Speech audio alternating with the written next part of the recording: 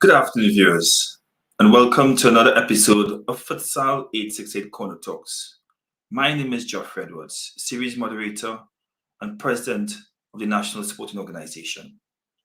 Today, in episode 74 of Futsal868 Corner Talks, we discuss sport and children's rights. How do we safeguard the children? I want this to be known quite well.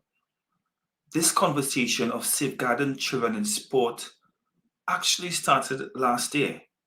If you check our YouTube channel, episodes 32 and 35 featured Mr. Mark Mongol of Trinidad and Tobago, a director of the Caribbean Sport and Development Agency, as well as his Caribbean counterpart, Mr. Delroy Alexander of St. Lucia, chairman of the Sacred Sports Foundation, who provide us with an introductory framework as regard to safeguarding children in sport.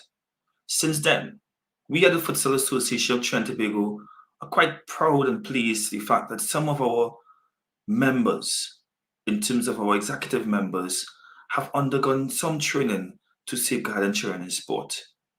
We as an association are working assiduously to ensure that we do our best in creating policy so that we can be able to make our children safe and create a safe environment for sport. Today, episode 74, our guests are Ms. Liz Twyford, coordinator of the International Safeguards for Children in Sport, and Mr. Paul Stephenson, senior consultant, child protection and sport unit at the National Society for the Prevention of Cruelty to Sport. I want to say thank you very much for them both for joining us on this wonderful episode of Futsal868 Corner Talks. We are all in London. Me rushing from the Chelsea-Manchester game to make sure I reach on time. Yes, guys, it is my fault that we are starting at 5 p.m. TT time. Yes, it's my fault. Liz, Paul, an utmost pleasure to have you guys here. When it is we sent out the word that we're going to have this conversation, we sent it out as well to the Children's Authority of Trinidad and Tobago, who was like, yes, we want to be able to listening on this topic. And I want to say thank you very much, guys, for taking the time on this cold English winter period to be with us. We hope that we could get some warmth in here as we speak about safeguarding children in sport. So, as we said before, the coin was tossed and Liz is up. I'm ready. Ready, ladies first. So, Liz, I'm gonna go straight into it. What is the relationship between sport and children's rights? I suppose really if we start at the most fundamental, children play sport. In fact, if you think about children's lives and if you think about where children are, they're with their family, they're in school, or they're probably in sport. So it's a really, really important sphere of children's lives. And they might take part as players, they might take part as spectators, as you were doing today at the Chelsea match. Or they might live in communities that are impacted by sport in some way. So children take part in sport, but children also have rights. So children have rights as detailed in the UN Convention on the Rights of the Child, the UNCRC. And so that fundamental fact means that sport has something to do with children's rights because children are part of sport and children have rights. And there's lots of rights that can be impacted by taking part in sport. I think one of the most obvious ones is Article 31. It's commonly known as the right to play. It's not the right to play sport, it's the right to play and recreation and having fun, but actually playing sport is part of that. So children have a right in the UN Convention on the Rights of the Child to take part in sport. But they also have other rights, such as the right from freedom from violence, the right to a voice in decisions that affect them, the right to education, the right to health, both physical and mental health. And all of those rights can be impacted by participation in sport, and they can be impacted positively through the opportunities that sport can give. But if sport isn't delivered in the right way, they can also be impacted negatively. So we've certainly seen cases of children, particularly on an elite pathway, spending all their time practicing the sport and missing out on an education, or children who are forced to train or play when maybe they're carrying an injury, or when they're having some emotional issues, and they're kind of forced to push forward, and that can lead to long-term damage for children. So this whole area of children's rights in sport is really exciting, because I think sport can be a really powerful platform for pushing children's rights forward, but we just need to make sure that we get the fundamentals right and protect children's rights from the start.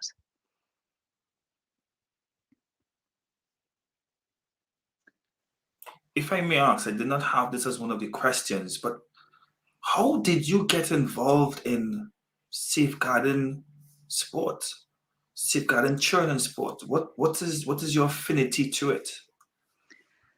So I've worked at UNICEF now for about 12 years, I think, and I joined as a program specialist working on a program linked to the London 2012 Olympic Games. And so I was working at that point in sport for development, so looking at how we use sport as a way of making a positive difference in children's lives. And in fact, one of the countries that were part of the London 2012 legacy program was Trinidad and Tobago, and one of the organisations that I worked with was CSDA, and Mark Mungle. So I've known him for all of the time that I've worked at UNICEF as well. And so originally my work was around using that positive platform of sport, using sport to help children realise other rights, right to health, right to education. But then there was an awareness that through this program we were having an impact around the world on millions of children's lives. But if we didn't make sure that the safeguards were in place, then rather than a positive impact, we might have a negative impact on children's lives.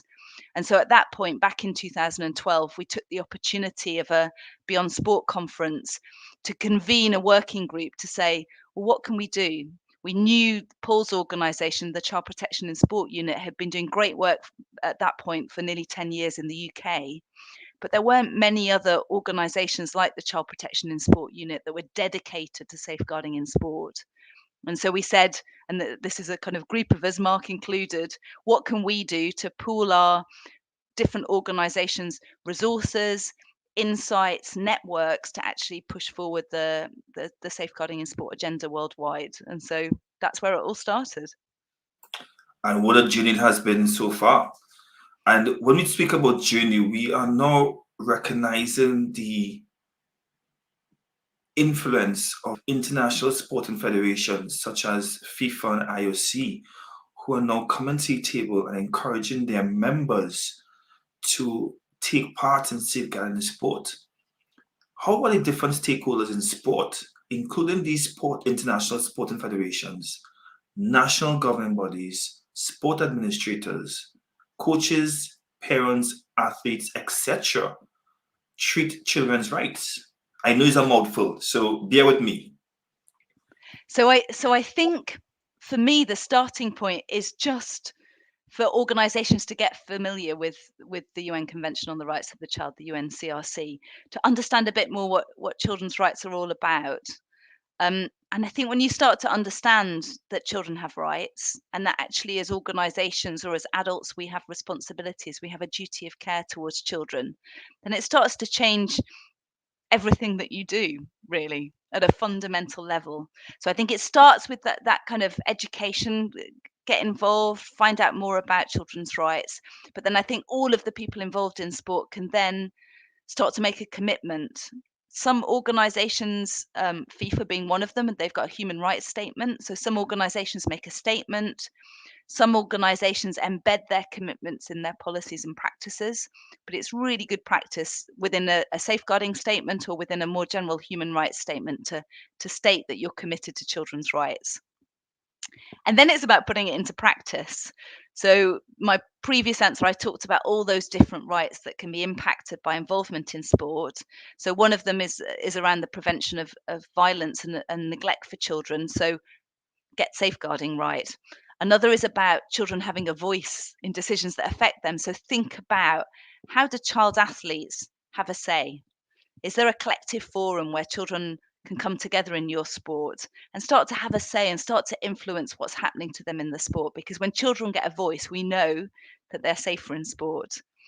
And then think about how sport can be this positive platform for children's rights. We were talking about the Chelsea Man U match earlier. Manchester United has been a long-term supporter of UNICEF UK, the organisation that I work for, as well as supporting the international safeguards for children in sport.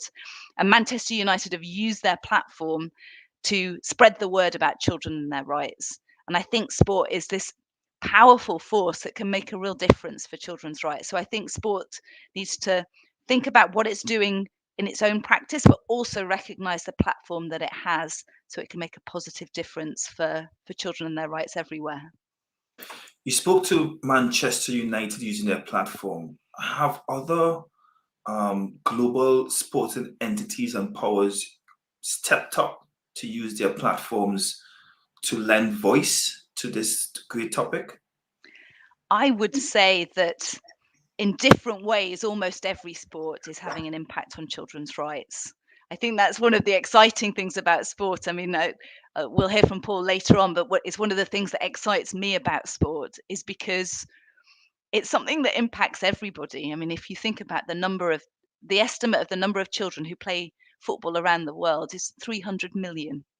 300 million children. So the work that FIFA has done in having a human rights statement and working on its FIFA Guardians toolkit to seek to make football safer for children is having a positive impact for children already. And the more that this work is embedded, and the more that confederations and member associations take that work on board, the safer children's experience will be, and the more positive their experience will be.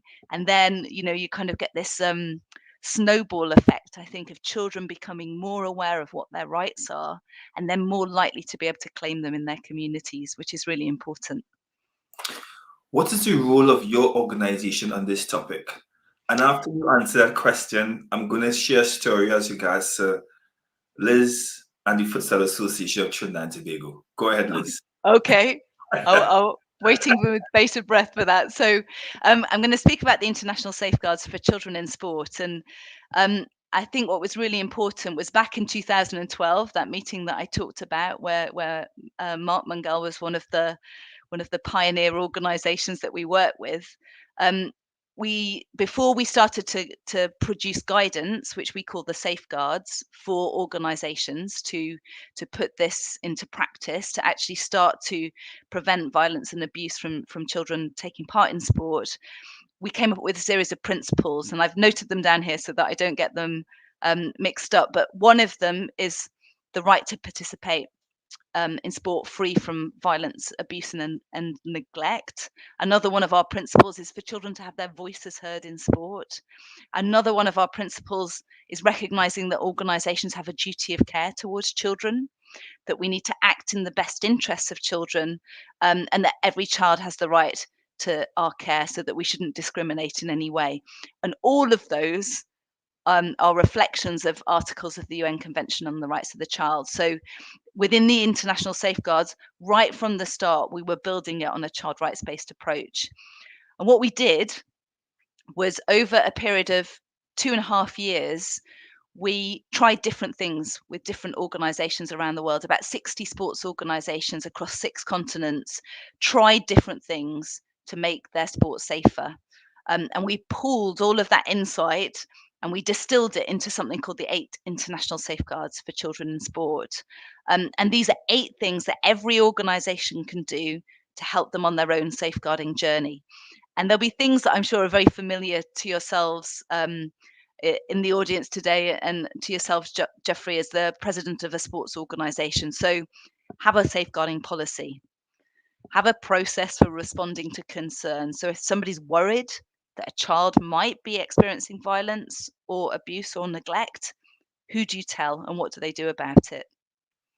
Provide advice and support for children, yes, but also for your staff, so your staff know what they're doing. I can imagine nothing worse than being a coach and being worried about a child but not knowing what to do about it. So make sure you provide advice and support for your staff.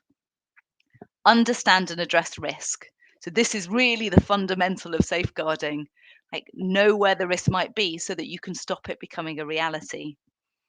Have codes of conduct. So think about behaviour and how you, as an organisation, agree on a common form of behaviour. Recruit safely, train your staff, and communicate the safe sport message. Think about how you're going to work with your partners. So how are you going to make sure that not only your organisation is strong, but all of the organisations that you interact with are also doing what they can to make their sport safer? And finally, monitor, evaluate, and learn. So that's 8 things. And we've got a series of criteria that sit behind that. And I'm sure we'll be able to put links up so that you can publicize that for anyone listening. But that's fundamentally what we're all about. We're all about that prevention of violence and abuse in sport and how we can use safeguarding to make a positive difference for children in sport. It was very interesting because how we met, Liz, is our social media manager celebrated Safeguarding Children the International Day in August.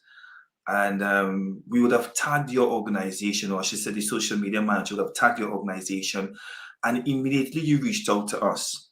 And the process of us getting involved in safeguarding came about. And I must say, as a coordinator, that was impressive to know that you were diligent in seeing an opportunity and taking advantage of said for the betterment of the cause that you hold dearly and have worked so long with.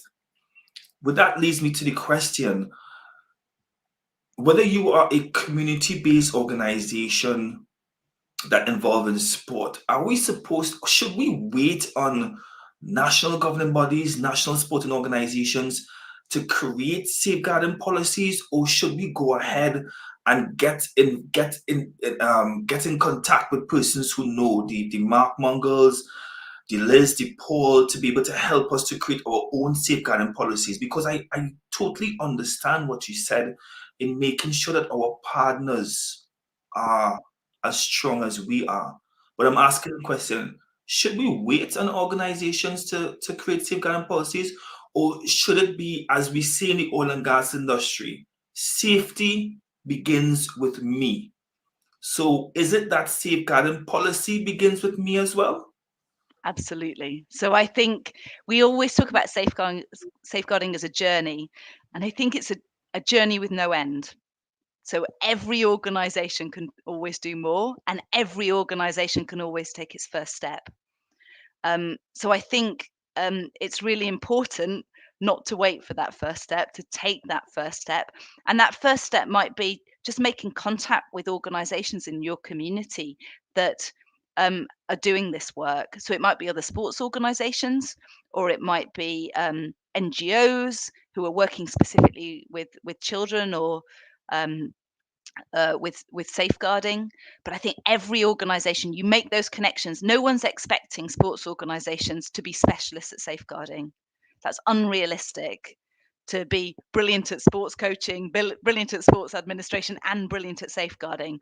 But we are expecting organizations to understand that safeguarding is important and to make those connections so that they can go on their own safeguarding journey themselves. And I also think with safeguarding, context is really important. So as an international initiative, we're setting a few kind of pointers and a few directions, but actually how it plays out locally is the important thing. So what you do locally is the most important thing, and you know your people, you know your context, you know the social norms and the culture that are at play within your sport in your context, so you're best placed to understand what the risks might be and how best to respond to those risks. So really, what I see the international safeguards as is a movement, and it's really, if you're committed to safe sport, come join us. And we're all at different points on our journey, but we're all walking in the same direction, and that's what's really important. So yeah, do not delay. There's lots of resources out there to help, so get started. And trust and believe, guys, when she said do not delay and resources, Liz is ready to click send on the email to help. Trust and believe. So the next question is sport safeguarding our children? I thought long and hard. You gave me the questions ahead of time, and I thought long and hard about this one because it's quite a difficult one to answer. So I'm going to come back to this journey again because I do think we can always all do better. Right. Everyone, every organisation can do more and can do better, and the same is true for sport. But what I really wanted to talk about was the fundamentals, and for me, the fundamentals are prevent and respond. So if we really boil safeguarding down, stop bad things happening, number one, but still some bad things will happen. So respond appropriately when they do, number two. And I think if that's the one message that people take away today, I think that will be really successful. So think about how you prevent and think about how you respond. And ultimately, that will lead to building a culture in organizations where everyone is safe, they feel valued, and they have a voice. I think when you have organizations that have that kind of culture, people are more protected. It just happens, it kind of happens as part of the DNA of the organization. But if everyone in the organization can be thinking about how do I stop bad things happen? How do I understand the risk? How do I prevent? And then if something bad does happen, or I think something bad is happening, how am I going to respond? And if organizations can answer those two questions, then you're already quite a long way on your safeguarding journey. I wanted to talk a little bit about some of the things that have been happening within your region. So CONCACAF, Jason Roberts at the team are doing some great work around rolling out safeguarding trainings. So that's really good stuff. The West Indies Cricket Board have been doing work for a number of years and have produced some really great resources, particularly for coaches, on embedding safe sport and child-centred sport and safeguarding. Um, and we've talked about them, but Sacred Sport Foundation, Delroy and his team. We've also got Caribbean Sport and Development Agency, who are doing great work around training, sit on our advisory board, both of them. We've also got the Barbados National Olympic Committee. We've done some training with them, and they're really trying to lead the way in Barbados. We've got Fight for Peace Jamaica, who are doing some excellent work on contextual safeguarding and training. So there's lots and lots happening within the region. There's lots of organisations, both pure sport and in that NGO sport for development sector, that are really looking at safeguarding. But is sport safeguarding children? To some extent, but it's a journey and we're still moving forward. We have a question, I think that speaks to what was asked before, but definitely I would like you to ask it based on your experience. Again, it comes from Mr. Norris Ferguson, who asks the question. Good afternoon. If you're a member of a national body, do you go about it on your own without letting the national body know what you're doing? If yes, how should it be done? And I'm thinking that given the fact that international sporting federations, national governing bodies have members, because as we said before, safety begins with you. Policies begin with you. How can you assist Mr. Ferguson in answering this question? It's a really good question, and I would say it's a kind of yes and is the answer. So absolutely, you can do it on your own. And absolutely, you're not on your own because there's lots and lots of resources and lots of organizations out there to help you. So I would say the starting point is identify those organizations that are best placed to help you with your particular member. But don't pass up the opportunity to influence your national body. Don't pass up the opportunity to influence upwards or to get your national body to join you on that journey, because I think we just need to be talking about this more. If we're talking about it more, then more will happen, more will get done. So yes, I think you can do it on your own. It's always better when you've got a national body who's putting in resources, who's providing training, who's producing templates, as some of the big international federations like the IOC and FIFA have done. But in the absence of that, there's still lots of resources out there. There's lots of things for free. We're about to launch a website in the next week, fingers crossed, which will have videos, free resources. I know that Paul's organisation, the Child Protection and Sport Unit, have so many amazing resources that any organisation can take and use. So, have a look around. We'll see how we can provide some links afterwards so that you can download and access some of those resources. But absolutely, yes, you can do it, but you're not on your own. Thank you very much, Mr. Ferguson, for that question. And if I may stop and think about it carefully, if a parent body is preparing themselves to create policy, that does not mean that a child's safety is not compromised, because time is of the essence.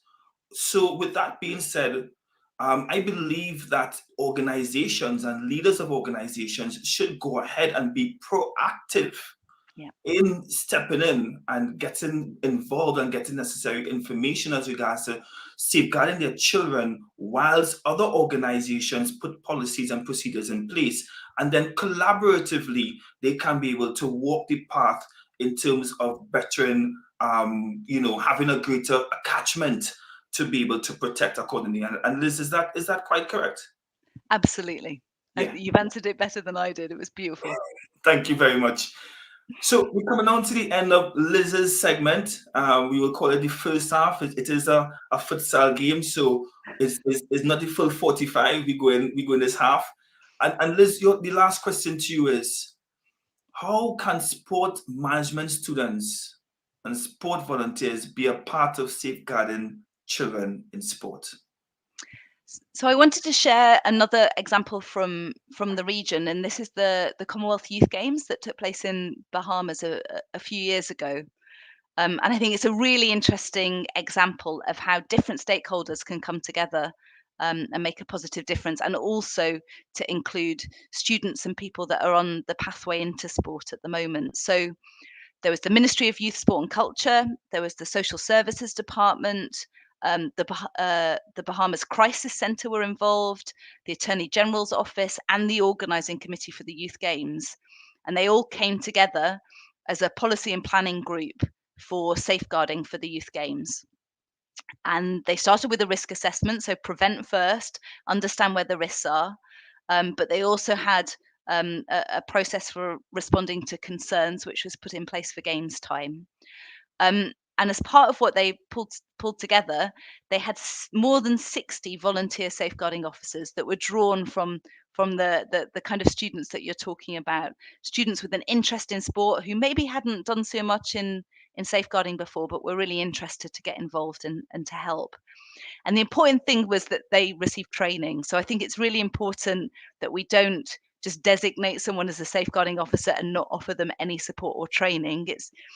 It's not something that you can just do. It's really important to have a bit of training. So these 60 volunteers were trained, and they were deployed across all of the events for the whole Commonwealth Youth Games, and they were able to identify issues and help people. There was an issue where a young athlete was being encouraged by their coach to leave hospital before they had received the full and proper treatment, and the safeguarding officer was able to step in and say, actually, no, the child needs to stay here and get the treatment before they come back to the field of play. And I think with the Youth Games potentially coming up in Trinidad and Tobago in the coming years, I know it's been delayed because of COVID. I think there's some really interesting opportunities there for people on that student pathway to see how they can get involved with the Youth Games.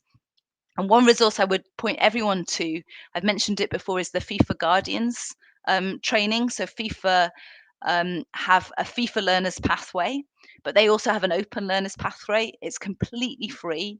Anyone can sign up and do it. The first course is 90 minutes long, just the same as a length of a football match. And within that, you can learn the absolute basics of safeguarding. But then there's a lot of courses that come after that, another 4 courses, which are a free training resource for people wanting to become safeguarding specialists within sports. So do Google FIFA Guardians, and that should take you to the Open Learners Pathway if you're interested to learn more and get involved. Thank you very much, Liz. And before we leave, as Liz would have mentioned, I want to give a hearty shout out to Mr. Mark Mongol, Director of Caribbean Sport and Development Agency, as well as Mr. Otto Rockcliffe and Mr. Delroy Alexander from St. Lucia, Chairman of the Sacred Sports Foundation. Noting, guys, as I said before, episode 32 and 35 held last year spoke to safeguarding children in sport. So it's a while that Futsal Association have been discussing safeguarding children in sport as well as celebrating it. So we are not new to it.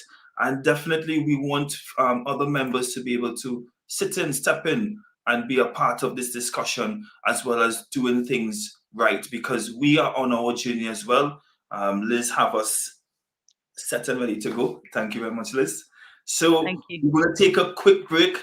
We're getting ready for the second half where we have Paul Stephenson, a Coventry fan, going to speak to us as regards so what he is doing. Yes, Paul, I sell you out a little bit there. I tell them what to do. Some people will be praying for you, Paul. But nevertheless, thanks again, Liz. We'll see you on the next side. Bye-bye. My pleasure.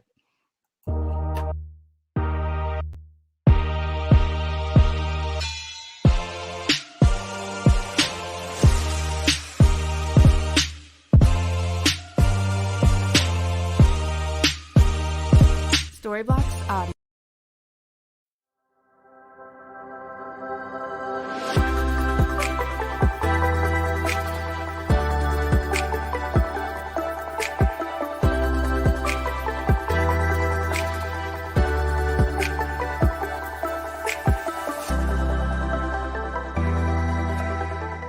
Greetings, it's your boy Kivo, and I want to fully endorse Mental Health Awareness Day, October the 10th. And I want to talk to the youth. I want you guys to take it easy. What does easy mean?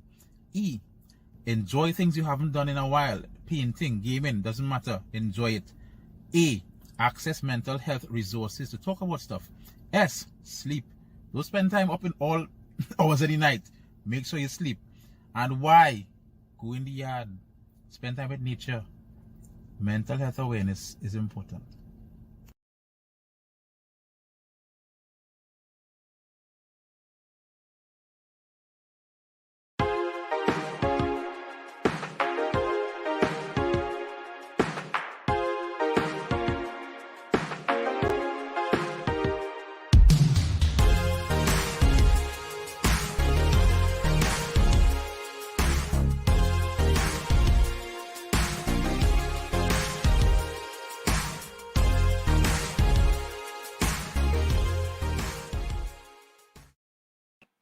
Yes, we know Mental Health Awareness Day passed. Yes, I know. My calendar is not messed up. It is just the fact that mental health is something that we take seriously at Futsal Association of Trinidad and Tobago. But additionally, we speak about it every day because your mental health is your wealth. And we just want to remind you all to take it easy. So with that being said, please guys, take it easy. Take care of your mental health, right? We move on to the second half where we have Mr. Paul Stephenson, and Liz and I will be coming off the field and give Paul his opportunity to shine and play. So, Mr. Stephenson, thank you very much for joining us, and it's all yours, sir. Okay, excellent. Thank you, Geoffrey. And just to say a wee bit about myself, I'm a social worker by profession, but I've worked in this field with the NSPCC and particularly around child protection in sport for about 20 years now. So I'll just take you through some slides. I've spoken to Geoffrey and he's going to make the slides available through some links afterwards as well. So I'll take you through these in about 15-20 minutes.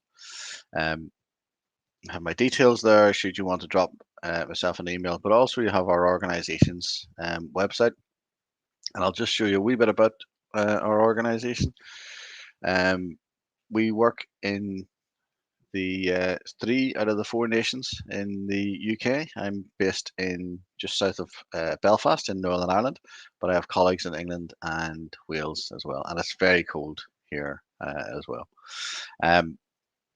We support sports organisations, governing bodies who run the sport in a number of different ways, through training, through resources, through setting certain standards around what organisations should have in place.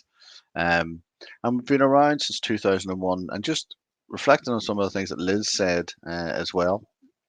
We were set up because the NSPCC realised actually there was millions of children within the UK playing sport on a daily basis.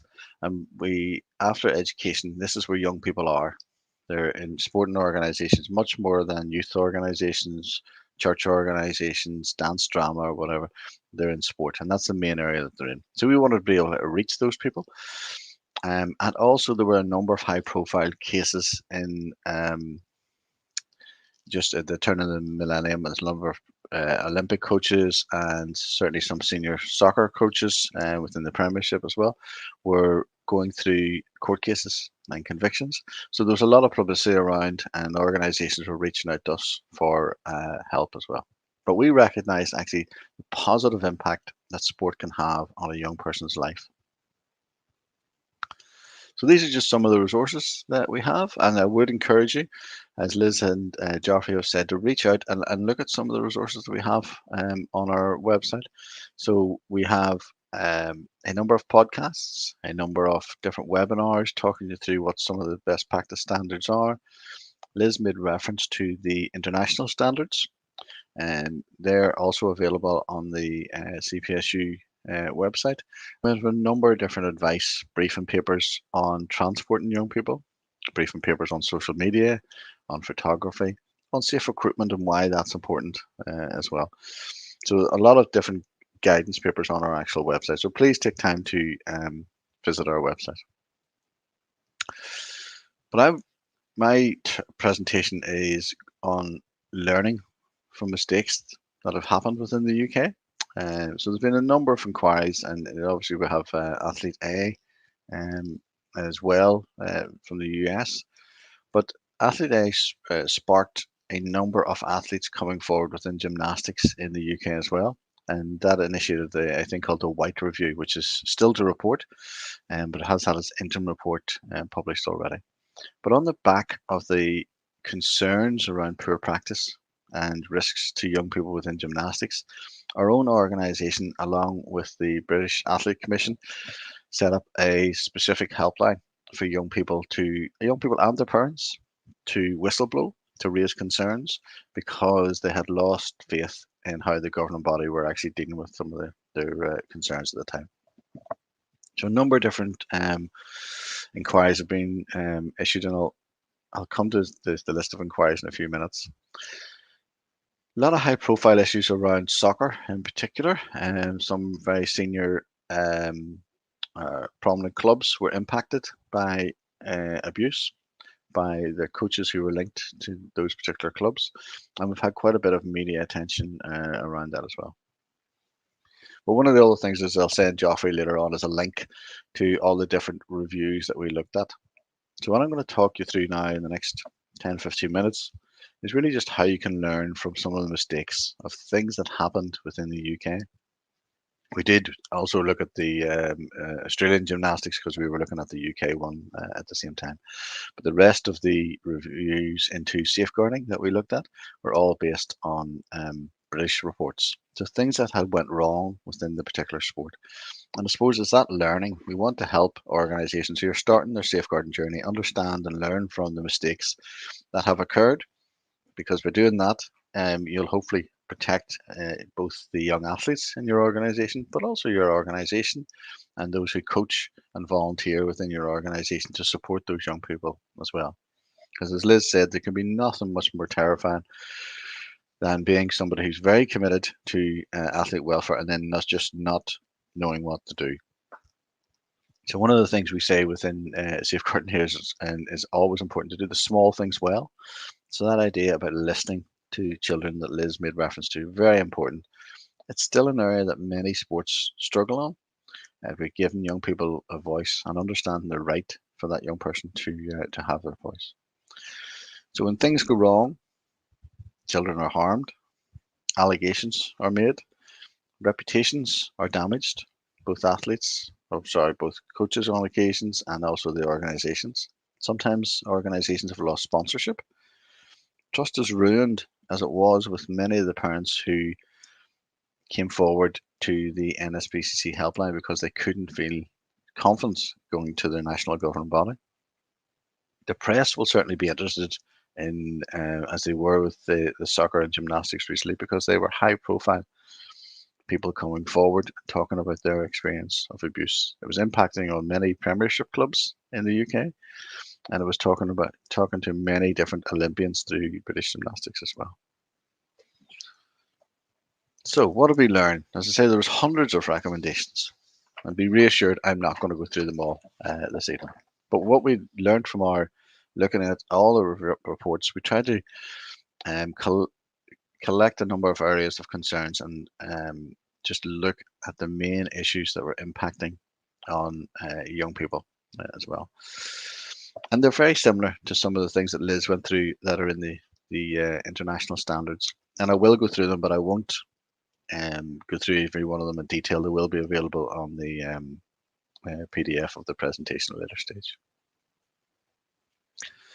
So the first area that we were concerned about was the lack of understanding of people's roles and responsibilities. So that they needed a number of needed some clarity around who's responsible for safeguarding. So one of the questions Geoffrey asked earlier on was about could an organisation go ahead before the governing body? And clearly the answer is absolutely yes. But it is the responsibility of somebody who's run an organisation running the sport to ensure that they have those safeguarding in place. And again, we have many samples. Liz talking about resources being launched next week. And also, if you look through the international standards, it doesn't just provide you with questions, it also provides you with some solutions as well. So what does it look like to produce a safeguarding policy to ensure that your organisation caters for the young people's needs as well? But it should be at board level. That was one of the big learning that we had from the reviews. At board level, those who run the sport need to understand their role in keeping young people safe, at changing a culture within sport, to develop a nurture improvement and push things forward, to resource things, to finance things.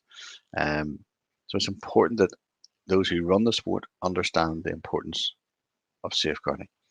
And consistently across the different reviews that we looked at was the call for a board champion, a safeguarding champion.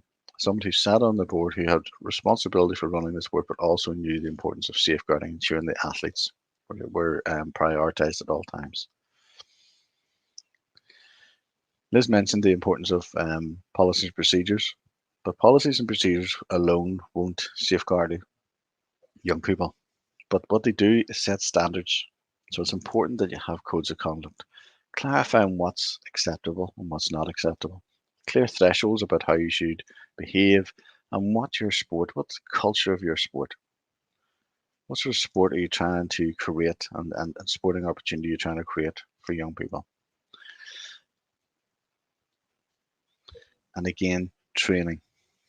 Training is essential to raise people's awareness, to ensure that everybody has an understanding of what to do if they have a concern, but also what level of behavior is acceptable. So how do you respond to a young person if they're in distress? Is it okay to travel and transport a young person by yourself? Those sort of things, each governing body needs to set their own standard of what's appropriate. And training will help an organisation or individuals understand what the best practice is when you're working with young people. Training should also just reassure the attendees. It should never raise anxiety. It should be about reaffirming with people and ensuring they feel competent and confident to work with young people in a safe way.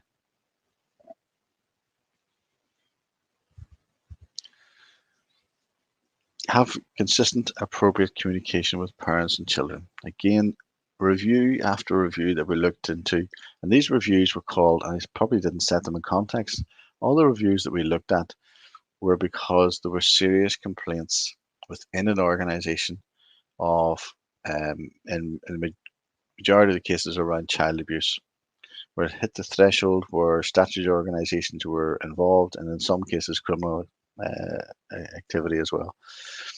So there was a number of different reviews that were we had considered, and one of the main areas that came across was that actually organizations didn't listen to young people. They didn't communicate well with parents, and they didn't engage with those parents and young people on a regular basis. So they took parents for granted, and in some cases, in some of the worst cases, they actually manipulated parents. So not only did they harm young people, but they manipulated their parents into thinking that the coach was the all powerful. The coach knew how to make the right decisions, and the coach wasn't ever to be challenged.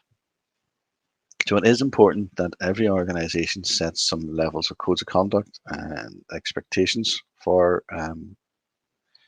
parents so that they're comfortable if they need to challenge somebody, that they know that the organization will support them. If somebody is behaving badly, no matter who that person is, they can be challenged. And only by doing that will we create a safer environment. And Liz mentioned as well the importance of listening to a young person. That creates a level of confidence for young people and gives every child a voice, hopefully within the sport too. That has an added value of ensuring that a young person feels safer and will come forward should they have any concerns. So we have many different resources. I'm not going to play any clips, but this is just one of the resources that we have. We have a short information clip on the CPSU website, a short animation around what safeguarding means as a message directly to parents. And we also have a 10-minute free online resource for parents as well, just talking them through what to do if they have a concern, what the standards are that they should be expecting of their child's sporting opportunity.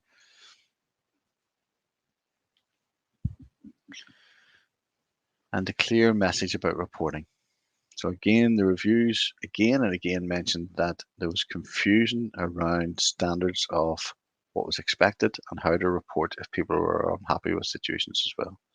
The most issues that organizations deal with will be poor practice, but some will be criminal behavior, and organizations need to know when they whistleblow that they will be protected as well. Young people, have already mentioned, need to have a voice, but they also need to have child-friendly resources available to them as well, so that they know what to do if they have a worry or they have a concern. And we're very fortunate within the UK to have a childline service for young people to phone or to go online and chat if they have any worry throughout the UK, 24/7. And throughout the whole year, Christmas Day, Boxing Day, all the centre never closes. It's available for young people. If they feel they are at risk at any time, they can contact our childline services as well. So it's really beneficial for young people in the UK that they have somewhere to turn to. So it's important that sports organisations look around and see what organisations are there to support them as well. And my last slide I'm going to talk to is this idea of embedding safeguarding to ensure an organisational culture is right as well. And it's important we get the right people with a focus on children to lead safeguarding within an organisation to make sure there are adequate resources. Safeguarding is about retaining young people. So it's not just about participation and getting young people into sport.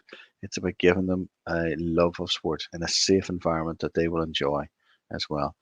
And there are many different organisations out there that will support coaches and volunteers working with young people. And one particular resource I would encourage people to consider is a resource called iCoach Kids. So it's a free online learning opportunity again to help coaches understand how to engage young people successfully and how to communicate young people when they are getting into coaching programs as well, and how to create that culture where a young person realizes they are front and center for the coaching opportunity as well. So I would encourage people to look at the iCoach Kids website as well as our own. It's full of useful resources and training to help create a lifelong involvement in sport. And that's what we're all about. We want to make sure that young people have a really positive experience in sport and therefore are more likely to stay involved in sport as well. But we want to reassure the coaches around those young people that they're doing the right thing and they will be supported if they have concerns and they need to raise those concerns. So that's my details again. And I'm happy, probably as Liz is as well, to answer any questions as we go forward.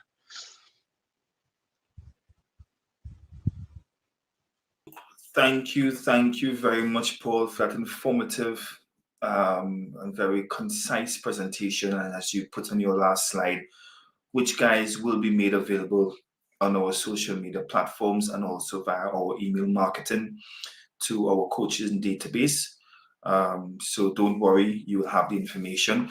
But at the same point in time, we want to be able to take this moment to put up on the screen, whereby you can contact Paul via Twitter at Paul_CPSU, as well as Liz and the team, Twitter again, at Safe in Sports. You can contact them both. We have had an opportunity to speak to a third guest from TackleAfrica.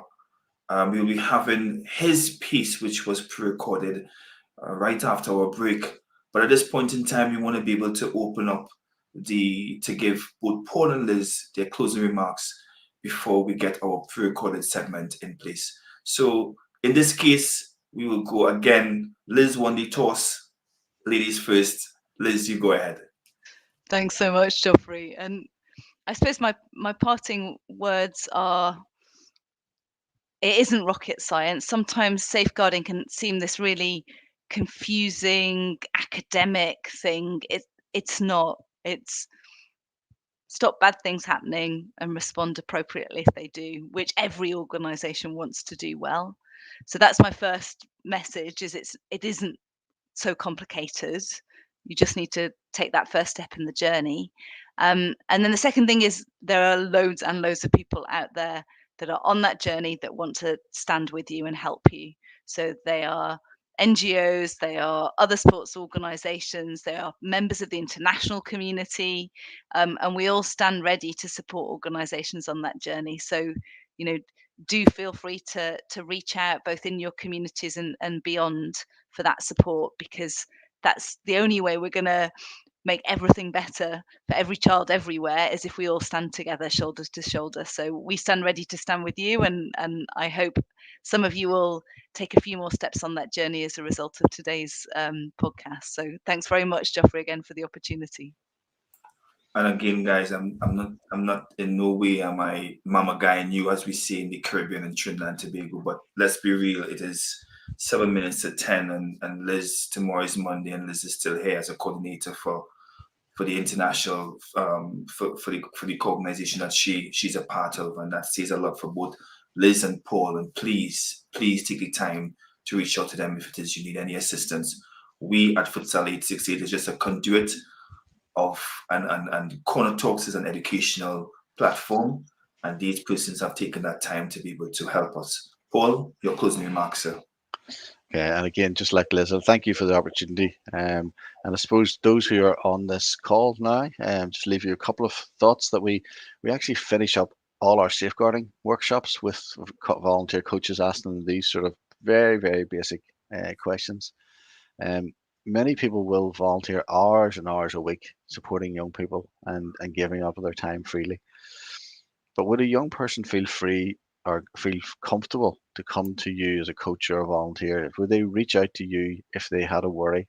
So if something was happening within the sports setting or within a home setting, do you create an environment around you where you can actually facilitate that level of confidence and discussion in you, where young people can trust you enough to come forward?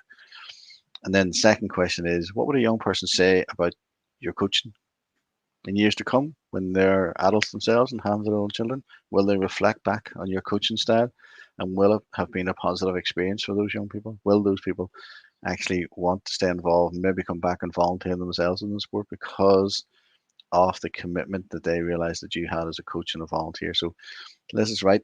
Safeguarding isn't rocket science. It's about making young people feel comfortable, safe, and making sure that the sport that they're involved in is fun for them as well, so they will stay involved. So thanks very much, Geoffrey.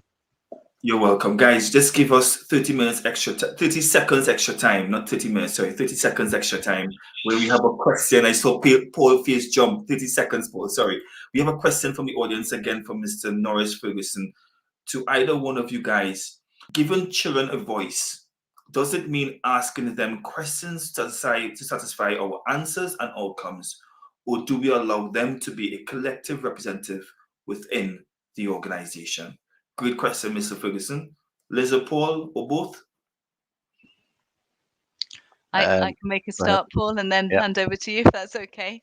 So I think we've talked about the safeguarding journey. I think listening to children is also a journey. And I think it's a journey that starts with asking questions and actually acting on those responses and doing something with the answers that you get. So I think that's entirely valid to ask children their opinions or ask them certain questions. And when you get those responses, to say, okay, we're going to do something with that. We're going to do things differently, or we're going to change something because of what we've heard from you. But I think it is a continuum, and at the far reaches of that continuum, that's about young people saying, these are the things that are important to us, and we're going to produce a project to canvass the views of our fellow child athlete teammates, and to come up with a proposal that we want the organisation to enact. And I think both of those things are valid. Both of those things are giving children a voice in your organisation.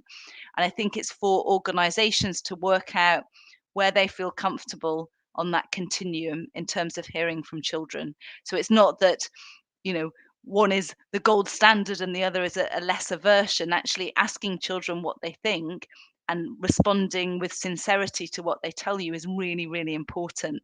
And that's really that first step on the child participation ladder. Paul?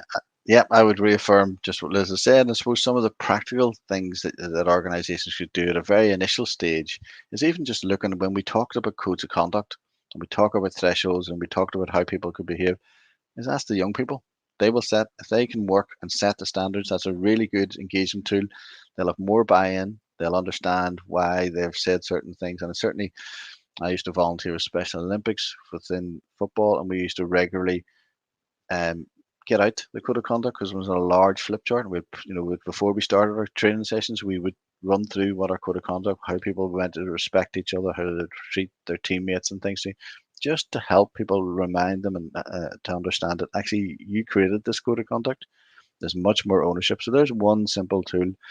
But yes, I think longer term, we're looking at organisations hopefully developing youth forums to give young people a voice, to help. There's no point in running activities for young people without asking young people how to run those activities. You wouldn't do it in marketing, you wouldn't do it in sales, so why would you do it in youth sport?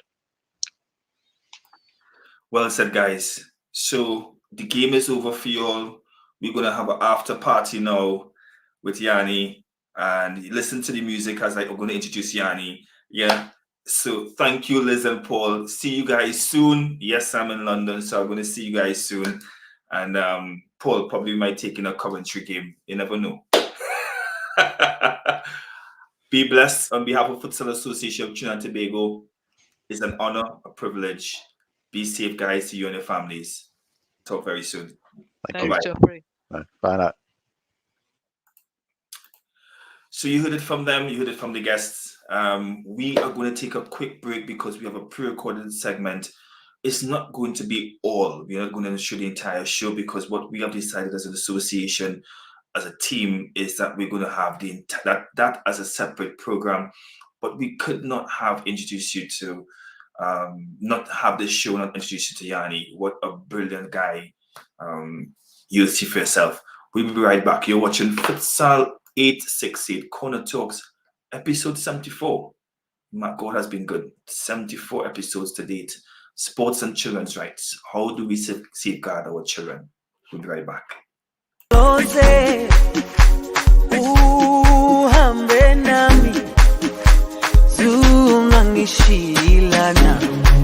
Jerusalema ikayalami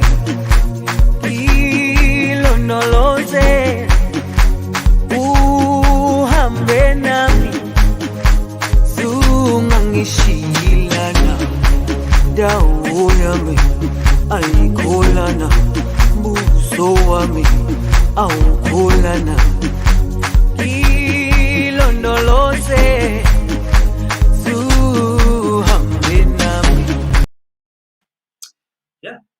That's the song. I really love it. The song of last year.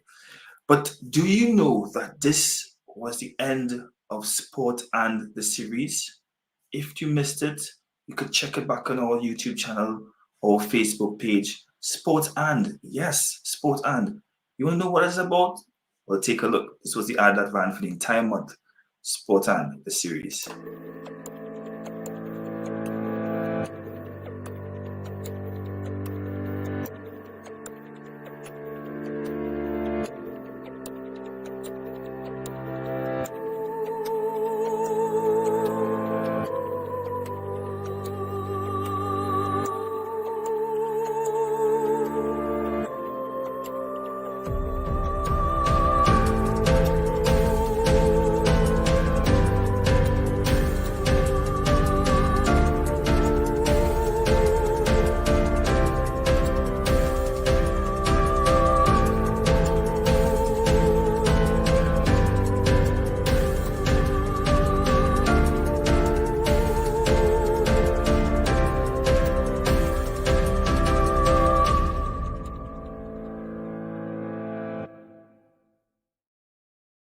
November was good to us. Sport and.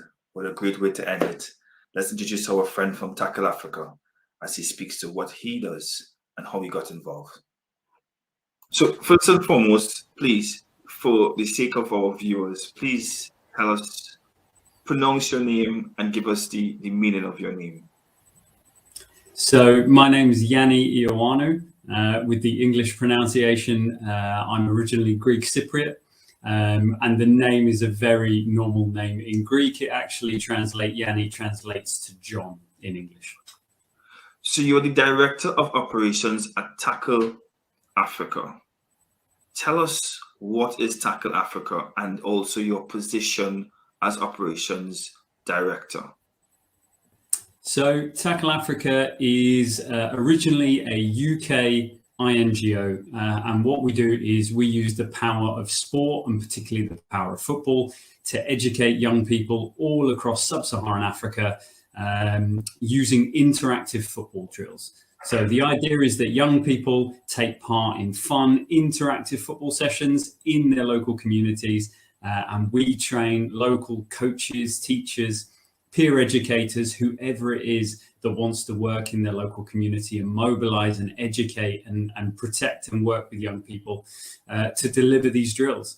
And the goal of that is that you will take part in these interactive TackleAfrica drills. You will learn all about sexual reproductive health and rights. So that could be anything to do with HIV, female genital mutilation and cutting, family planning, all the range of issues around sexual reproductive health and rights. And then you will make positive choices and positive decisions in your life around that. In terms of being Director of Operations for TackleAfrica, I've been with the organization for 11 years now. And my responsibility is the work that we do on the ground in Africa. I used to spend a lot more of my time on the ground, but given the current situation and the way that travel is, I haven't actually been out in a little while. So I have to do it from here in London, from the end of my computer. I must ask, how did a Greek native fall in love with Africa to dedicate 11 plus years of their life to serve? And you said it out, you said it before the interview, to serve with purpose and passion. This is his words, guys, and I love it. To serve with purpose and passion the continent of Africa. Additionally, how many countries does TackleAfrica serve? So TackleAfrica this year is in 10 countries across East, West and Southern Africa. So we have these kind of regional centres that we work all across sub-Saharan Africa. We've worked in more kind of at the same time. We've worked in 12 countries at a time previously, but there's been a few countries that haven't become active again after COVID. And then over the years, we've probably worked in 15, 16, 17 maybe countries all across sub-Saharan Africa. And in answer to the question with how I fell in love with the continent and why I've spent so long working there, is originally I was working on the professional side of football, and I was working as an academy coach for a football club here in London in the UK. And I travelled out to Africa. I believe it was 2007, the first time, to Mali. And I was there to deliver coach training. That was my reason for being there, sent by the club to support and to train some local coaches and show them what we do in the academy system in the UK. And I met some other people who were over there, but using football and using sport to educate young people. So it wasn't about the elite side. It wasn't about player development. It was about educating and social impact. And I just thought to myself, that's what I want to do. And it all came down to passion and purpose, why you get up in the morning, why you look forward to doing your job, why you look forward to, sometimes the long hours or the hard work or whatever it is, but you wake up and you've got a smile on your face and you're ready to go. So it's that passion and purpose. And anybody who has spent time, who's lived, who's worked, or has had anything to do with the continent of Africa will tell you it's a very special place. It's a privilege. It's a privilege to be able to get up, do my job, and feel like we are having a positive benefit for the young people, for the communities, the coaches we work with, and the partner organisations that we work with every day. As to partner organisations, it was very interesting because I see that you work with one of a growing organisation, and that of Footy Addicts. Can you speak to some of the other organisations that you have partnered with, and what makes a good partner for you guys in getting your message, in achieving your goals and objectives as an organisation? That's a great question, Jeffrey. So a lot of the organisations that we work with are local organisations who are deeply embedded in the communities all across our geography in Africa. So they're organisations that are there, not always small, sometimes very small, sometimes a lot bigger. But the key is that they are really, really engaged in supporting and developing the communities that they are in, or that they come from, or that they represent. And for us, that's what makes a great partner.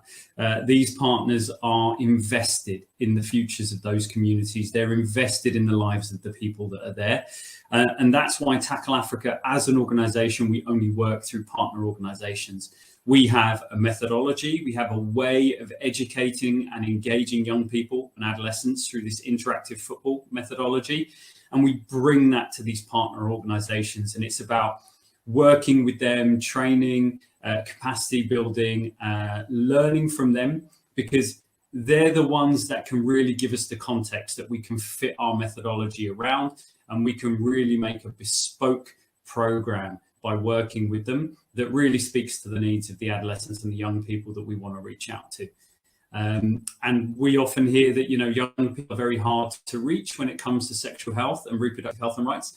And football and sport and the way that we do it is the bridge that answers that question. So we've got something that is helping those local partners to reach out to young people, and they bring to us the knowledge and the credibility in those communities that we need to go in and do the best quality piece of work. How many children do you serve presently, and what are the age groups that these children fall in? If we were to look at the numbers pre-COVID lockdowns, where a lot of things obviously came to a grinding halt, we were working with about 20,000 young people every year across all of our countries, and doing that through a network of over 1,000 coaches across lots and lots of different countries.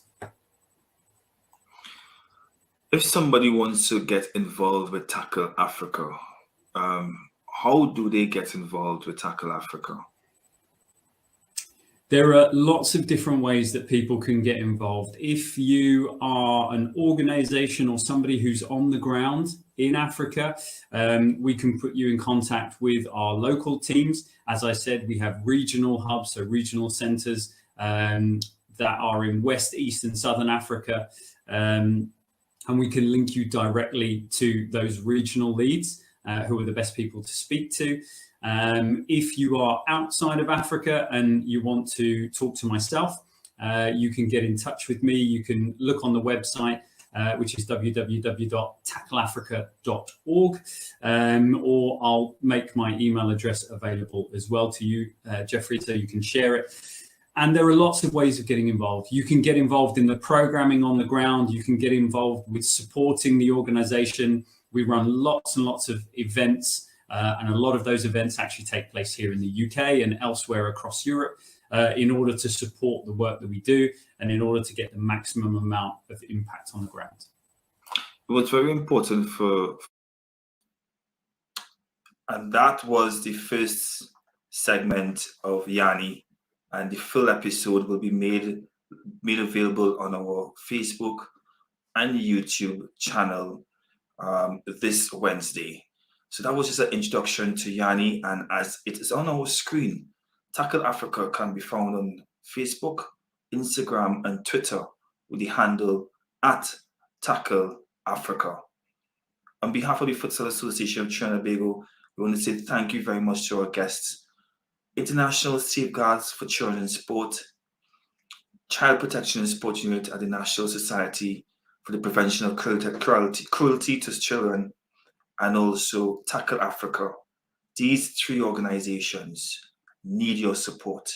These three organizations are asking you all to reach out to them if you need them to be able to get your safeguarding children policies in place. Please, guys, do the needful. Protect our children. Protect our future. Let's not play politics. Let's not make politics. Let's be our brother's keeper. More so, be a friend to a young person, a true friend, a friend that really sits closer than a brother, that can be able to protect, guide, and see our generation blossom. As my father always says, the best investment he made was in his children, and he did that as a man to protect us. So on behalf of the Futsal Association of Trinidad and Tobago, my name is Geoffrey Edwards, and you have just watched episode 74 of Futsal 868 Corner Talks. See you all next week as we close off this year with episode 75, a year in review. Have a great one all. Be safe, be blessed, and please take care of your mental health. See you all soon. Bye-bye.